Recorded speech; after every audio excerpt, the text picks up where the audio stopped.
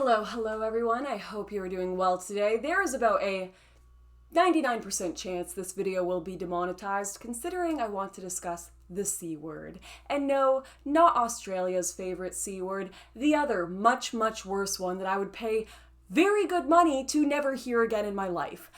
Unless it is at a bar. Cheers.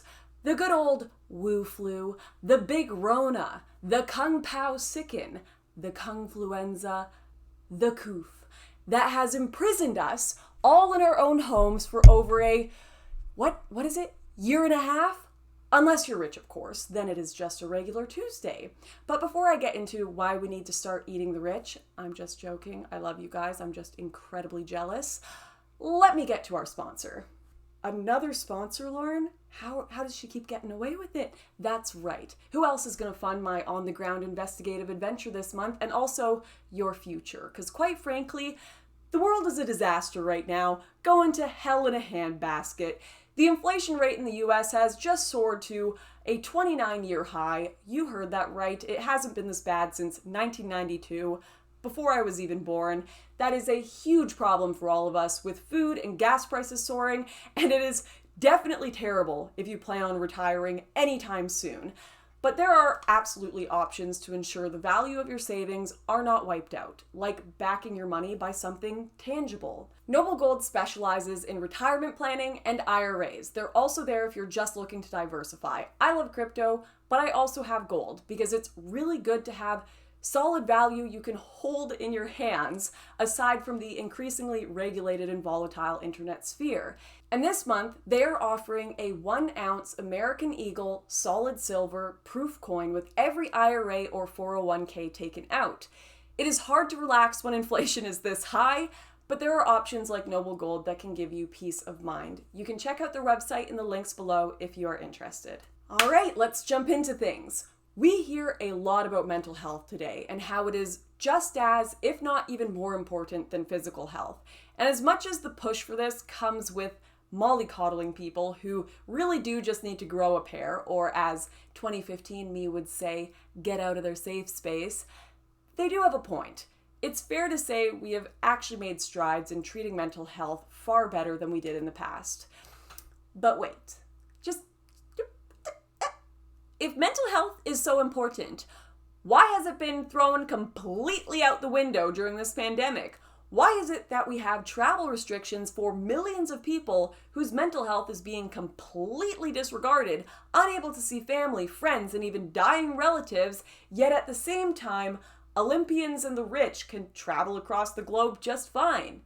The only people whose rights and mental health seemingly matter right now are those well into the upper class and those who entertain them.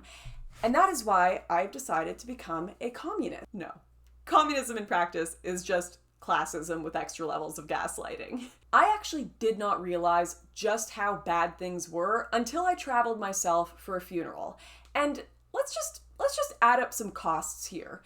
Due to the reduced flight numbers, costs of airline tickets are well over doubling for some countries. Check out a one-way ticket from London to Sydney these next couple of months, going for up to $30,000. That is something even the upper middle class can't afford. Now, if you manage to find a flight that is remotely affordable to travel at the moment, you must get a COVID test. For me, that cost $400 for just 2 tests, because if you're getting them for personal travel, you have to get them through a private lab. And we're not even done yet. If you even want to get on the plane, usually there's some requirement that you have a quarantine spot booked on the other end. In my case for Canada, a mandatory government-approved hotel, which is a minimum of $1,000 to $1,500 for just 3 days. Or you can just not do the quarantine hotel, which will be a $5,000 fee from the Canadian government, which means essentially a quarantine pass for the wealthy, who apparently can't spread COVID, I guess. And these prices are cheap compared to some countries. I spoke to one family on my layover who were returning home to Australia after living abroad for years, and for all of them, the total quarantine hotel cost was well over $7,000. And there's no just skip it fee like Canada.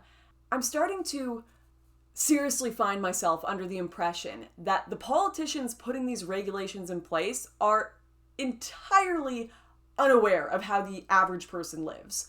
People spend years saving up for a single vacation with their family. So doubling those prices, tripling them with all of these extenuating conditions has made it near impossible for the average individual to travel.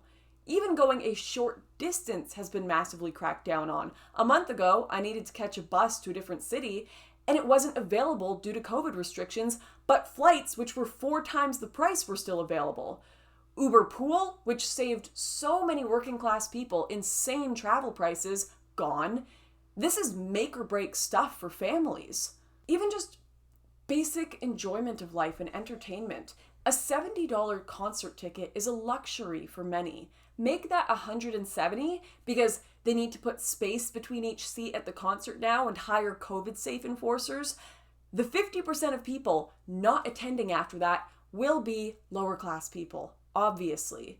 Choice and vaccine status has also been made a plaything for the rich. You're starting to see a divide being put into place for those vaccinated and unvaccinated, with one gig promoter hitting the headlines for selling cheap $18 tickets to those who have taken the jab and then charging $1,000 US for anyone who didn't have it. If you're rich enough, you can bypass all the pain and restrictions when it comes to not getting vaccinated just by paying for it, an option the vast majority do not have. That has nothing to do with health. Paying $1,000 doesn't suddenly make you unable to spread COVID. I have never seen something exacerbate the wealth divide so drastically as COVID. And business owners are just as, if not more, affected than the consumers. When shops have to shut down for just essential services, it is always the small local businesses who get screwed over and the large chains staying open. Theaters, gone. Small local theaters, no more.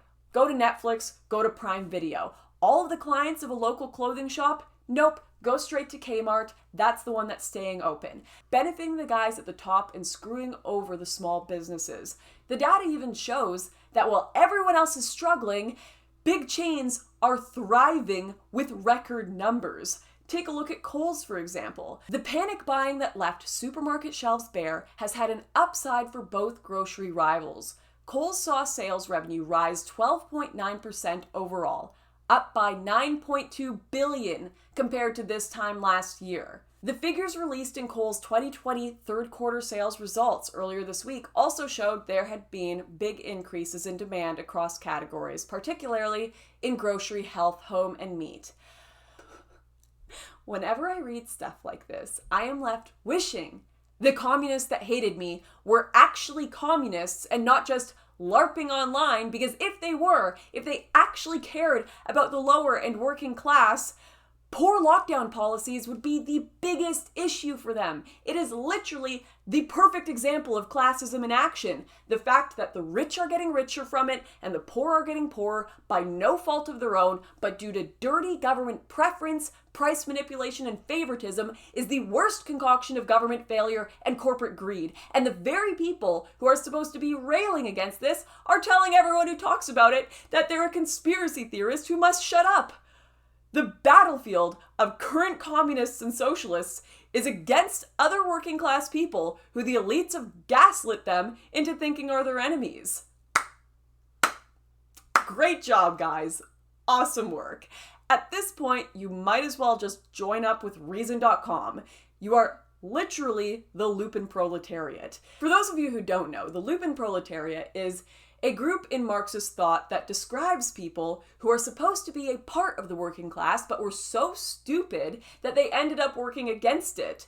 As described by historian Robert Bussard, they are a parasitical group at obsolete stages of social development that could not play a progressive role in society because they acted only out of ignorant self-interest. They are easily bribed by reactionary forces and were used to combat the true proletariat in their efforts to bring down the bourgeoisie.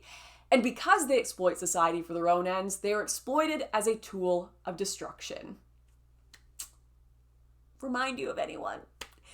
Anyways, communists, all I want from you is to at least actually follow communist theory or be honest and admit that your politics is all about posturing and looking good on social media. And to everyone else, I don't want people to be sick. I don't want everyone to stop washing their hands or to have absolutely zero systems in place to prevent disease outbreak over borders. I don't want social divide, chaos, or mayhem. But I'd also rather not have people enslaved under rules that are arbitrarily applied based on whether you are wealthy or not. Because that doesn't even help us be healthier. And you know what? If you are mega wealthy watching this video, I gotta tell you, you should be worried too. Because this is a recipe for disaster. A recipe for some 1700s France shenanigans. And I don't want any of it because I know we all end up at the guillotine at the end of that story. I just want to grill, guys. And I think I'm gonna go do just that and finish my beer. But thank you. I needed to get this out of my system. This is my therapy, raging on YouTube. And if you enjoy it, I'm very glad. Anyways, I will see you next time, next rant. Maybe on live stream because I'm going to start on Twitch in a few weeks. If you want to watch me there, you can check out everything in the links below. Cheers!